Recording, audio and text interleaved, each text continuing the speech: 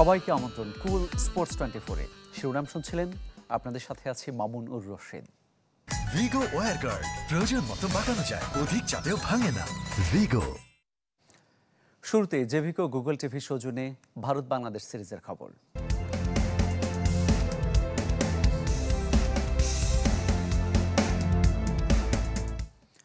Form আর ফিটনেসের কোনোটাই ঠিক নেই, তারপরও সাকিব আল হাসানকে বাদ দেয়া নিয়ে মুখ খুলতে চান না বাংলাদেশ অধিনায়ক নাজমুল হোসেন শান্ত।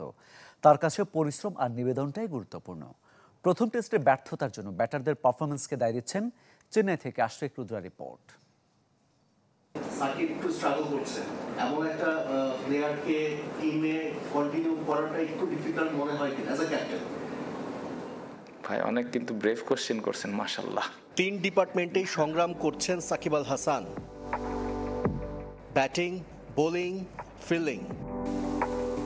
তবু সাকিব ছাড়া কোনো চিন্তা করা যায় না। অধিনায়ক হিসেবে একজন আনফিট ক্রিকেটারকে বয়ে নিয়ে চলা কি সহজ কিছু? রান করছে বা রান করছে না, এটার থেকে ইম্পর্টেন্ট আমার কাছে লাগে যে তার প্রিপারেশন কেমন বা টিমের প্রতি তার চিন্তা ভাবনা কেমন, সে টিমকে ভালো কিছু দেওয়ার জন্য ওই অনুযায়ী প্রিপারেশন নিচ্ছে কিনা। সো এই জিনিসটা দেখে আমি হ্যাপি। রাওয়ালপিন্ডিতে ইতিহাস লেখার পর চেন্নাইয়ে ছন্দপতন। মূলত প্রথম ইনিংসে পিছিয়ে পড়ে টাইগাররা, সেখান থেকে আর ফেরা হয়নি। এসজি বলে খেলার অনভিজ্ঞতাও কি একটা কারণ? আমার মনে হয় প্রত্যেকটা প্লেয়ার অ্যাডজাস্ট করেছে, যতটুকু সম্ভব প্রিপারেশন নিয়েছে, বাট এটা নিয়ে আসলে খুব বেশি যে বলের কারণে আমরা খারাপ খেলেছি জিনিসটা এরকম না। উইকেট বিলিয়ে দিয়ে আসার অভিশাপ থেকে বের হয়ে আসতে পারেনি ব্যাটাররা। চাপের সময় অহেতুক মেরে খেলার মানসিকতা আর শট সিলেকশনের দুর্বলতা আরও একবার স্পষ্ট। এরিয়াল শট আসলে এটা যার যার ব্যক্তিগত প্ল্যান, এটা নিয়ে আসলে যে ব্যাটিং করছে ও আরও ভালো বলতে পারবে যে ও কি চিন্তা করেছে, বাট আমি আমারটা বলতে পারি যে আমি আমার স্ট্রেংথ অনুযায়ী ব্যাটিং করার চেষ্টা করেছি। চেন্নাই টেস্ট থেকেও অনেক ইতিবাচক দিক খুঁজে পেয়েছেন বাংলাদেশ অধিনায়ক। প্রথম দিন হাসান মাহমুদ তাসকিনের দাপট, দ্বিতীয় ইনিংসে ওপেনারদের দৃঢ়তা আর নিজের ব্যাটিং কানপুরে কাজে লাগবে বলে বিশ্বাস নাজমুল শান্তর। শুক্রবার শুরু হবে কানপুর টেস্ট, যেখানে বৈরী আবহাওয়ায় ছেদ পড়তে পারে টাইগারদের প্রস্তুতিতে। আশফাক রুদ্র, চ্যানেল 24, চেন্নাই, ভারত। শুধু ব্যাটারদের নয়, চেন্নাই টেস্ট হারার পর বোলারদেরও দায় দিয়েছেন পরিচালক নাজমুল আবেদিন। ক্রিকেটারদের ভুল থেকে শিক্ষা নেওয়ার কথা বলেছেন তিনি। আর সাবেক অধিনায়ক হাবিবুল বাশার মতে প্রথম ইনিংসে হেরে বসেছে বাংলাদেশ।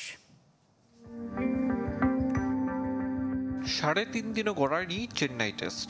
ভারতের সাথে বাংলাদেশের শক্তিমত্তার পার্থক্য স্পষ্ট। বাজে ব্যাটিংয়ের মূল্য দিয়েছে নাজমুল শান্তর দল। ইনিংস বড় করতে না পারা, সেট হয়েও উইকেট বিলিয়ে দেওয়ার প্রবণতা ক্রিকেটারদের মাঝে ছিল দলগত নৈপুণ্যের অভাব।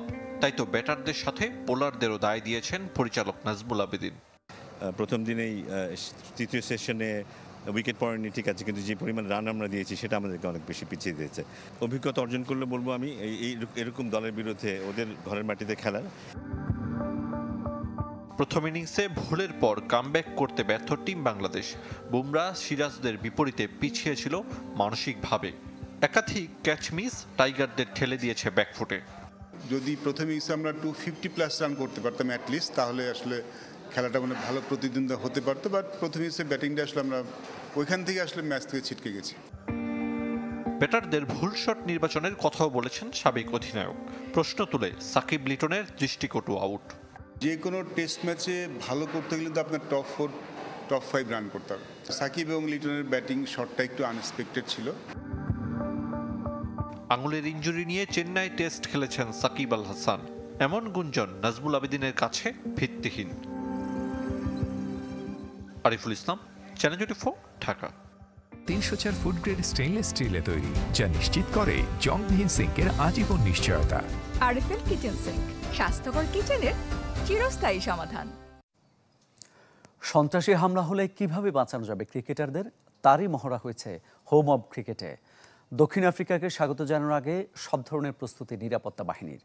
এদিকে চট্টগ্রামের পর মিরপুর পরিদর্শন করবে ক্রিকেট দক্ষিণ আফ্রিকার প্রতিনিধি দল। হোম অব ক্রিকেটে আন্তর্জাতিক ম্যাচ চলছে, হঠাৎ তাতে ঢুকে পড়ে একদল সন্ত্রাসী। ক্রিকেটারদের নিরাপত্তা নিশ্চিত করতে হাজির বিমান বাহিনীর হেলিকপ্টার। পুরো স্টেডিয়ামে যুদ্ধাবস্থা। সেনা, বিমান, র্যাব ও ফায়ার ব্রিগেডের যৌথ অভিযানে সন্ত্রাসীদের কবল থেকে ক্রিকেটারদের উদ্ধার করে নিয়ে যাওয়া হয় নিরাপদে। সত্য নয় গল্প, আর তার পুরোটাই মহড়ার মাধ্যমে উপস্থাপন করা হয়েছে। মিরপুরে খেলাও ছিল না, সন্ত্রাসী হামলাও হয়নি। কয়েকজন মাঠকর্মীকে ভিকটিম সাজিয়ে আসন্ন দক্ষিণ আফ্রিকা সিরিজের জন্য নিরাপত্তা প্রস্তুতি নিয়ে রাখল আইনশৃঙ্খলা বাহিনী। রোববার সকাল থেকে মিরপুর স্টেডিয়ামে চলেছে এমন তৎপরতা। হামলা, হুমকি বিবেচনায় নিয়ে গুরুত্বপূর্ণ আন্তর্জাতিক সিরিজের আগে এমন দৃশ্য দেখা যায় শেরে বাংলায়। শেখ হাসিনা পতনের পর নিরাপত্তা শঙ্কায় বাংলাদেশ থেকে নারী টি-20 বিশ্বকাপ সরিয়ে নেয় আইসিসি। স্থগিত হয় নিউজিল্যান্ড এ দলের সফর। দক্ষিণ আফ্রিকার আসন্ন বাংলাদেশ সফর নিয়েও শঙ্কা জেগেছিল। পরিস্থিতি পর্যবেক্ষণ করতে বাংলাদেশ সফর করছে দক্ষিণ আফ্রিকা ক্রিকেট বোর্ডের 4 সদস্যের প্রতিনিধি দল। প্রথম দিন তারা চট্টগ্রামের জহুর আহমেদ চৌধুরী স্টেডিয়াম ও শহরের নিরাপত্তা পরখ করে দেখেছে। দ্বিতীয় দিন ঘুরে দেখবে মিরপুর। এটা একেবারে রেগুলার একটা ব্যাপার। ওরা বিভিন্ন দেশে ইন্ডিয়াতে খেলা হোক, পাকিস্তানে খেলা হোক, নিউজিল্যান্ডে খেলা হোক, অস্ট্রেলিয়াতে হোক, যেখানেই হোক, ওরা প্রত্যেকটা দল যাওয়ার আগে একটা প্রতিনিধি দল পাঠায়, so that they can know যে কোথায় কি হচ্ছে। তো এটার উপর ডেফিনেটলি ওরা ইন্টারনালি ওদের বোর্ডকে রিপোর্ট দিবে। বিসিবি মনে করে প্রোটিয়াদের বাংলাদেশ সফর নিয়ে কোনো শঙ্কা নেই। নির্ধারিত সময় হবে সিরিজ। সিরিজ ওরা খেলতে চায় দেখেই তো ওদের এখানে আসা। যদি সিরিজ খেলতে না চাইতো তাহলে তো ওরা বলতো যে না, আমরা সিরিজ খেলবো না।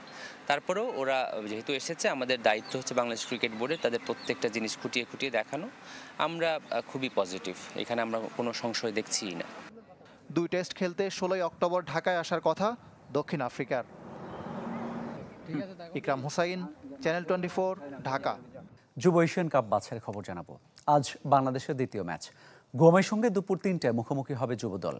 শনিবার সিরিয়ার সঙ্গে ম্যাচ খেলে রোববার বিশ্রামে ছিল পুরো দল। প্রথম ম্যাচে সিরিয়ার কাছে 4-0 করে হেরে চূড়ান্ত পর্বের সমীকরণ কঠিন করে তুলেছে বাংলাদেশ। অন্যদিকে ভুটানের সাথে ড্র করেছে গুয়াম। এই গ্রুপে আরেক প্রতিপক্ষ স্বাগতিক ভিয়েতনাম। কর্ন, মিল্ক, কোকোনাট আর বাটারের দুর্দান্ত কম্বিনেশনে ইয়াম্মি ক্রাঞ্চি টেস্টের পপার। বেশি ফান নিয়ে এখন 25 গ্রামের বিগ ফান প্যাকে। অন্য ক্লাবগুলো যখন ঘরোয়া মৌসুম নিয়ে চিন্তিত, তখন এএফসি চ্যালেঞ্জ লিগে সাফল্যের চিন্তায় বসুন্ধরা কিংস। হেড কোচ পরিবর্তন হয়েছে, তাকে ঘিরে প্রত্যাশাও বেশি। দুশ্চিন্তার নাম ভুটানের কন্ডিশন। দেশের ক্লাবগুলোর ওপর দিয়ে অনেক ঝড় বয়ে গেছে, সেখানে ব্যতিক্রম শুধু বসুন্ধরা কিংস। তবে তাদেরও স্বস্তি নেই। ঘরোয়া ফুটবলে আধিপত্য থাকলেও এএফসির আসরগুলো অস্বস্তির। বাকি ক্লাবগুলো যখন ঘরোয়া মৌসুম শুরুর আগেই টিকে থাকার চিন্তা করছে, কিংস সেখানে দেখছে এএফসি চ্যালেঞ্জ লিগে গ্রুপ পেরোনোর স্বপ্ন। আমাদের সবার টার্গেট এফসি কাপের, কারণ আমরা লাস্ট ইয়ারও খুব কাছাকাছি মানে কোয়ালিফাই করতে পারিনি। তো এবার আমাদেরকে অফিসিয়ালরা আমাদের সাথে মিটিং হয়েছে, তো ওরা বলছে আমাদেরকে ভালো কিছু যেন করতে পারি, কারণ আমাদেরও অনেক ইচ্ছা আছে। অলরেডি আমরা ইনে রো 5 টাইম চ্যাম্পিয়ন হয়েছি বসুন্ধরা কিংস ঘরোয়া লিগ। তো আপনি 10 বার চ্যাম্পিয়ন হবেন ঘরোয়া লিগ, আর একবার যদি আপনারা এফসি চ্যালেঞ্জ কাপ চ্যাম্পিয়ন হন বা এফসি চ্যাম্পিয়ন হন, আমার কাছে মনে হয় তার চেয়েও বেশি।